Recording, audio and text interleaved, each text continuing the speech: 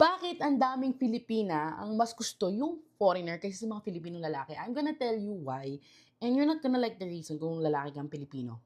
Karamihan dito sa Filipino na bata na dating age ay walang pera, walang direksyon, or hindi they're not masculine enough, or wala silang paninindigan sa buhay. Unlike when you go, become with a foreigner, talagang they really commit to you, they shower you with love na for us Filipinas, masyado tayong mapagbigay ng pagmamahal.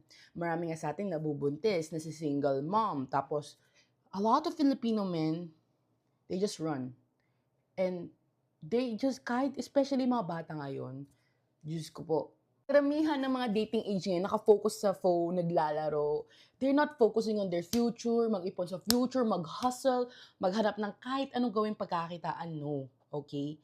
Unlike foreigner men, they really focus on, maayos yung future, mabigay sa'yo yung gusto mo, yung kids maging okay, may tamang, privilege, tamang education, lahat ng kailangan, they will try their best to provide it. And the Filipino men, a lot of them are not doing that right. Alam niyo guys, napakakonti ng mga lalaking Pinoy na talagang nagsisipag, especially mga batang age na yun.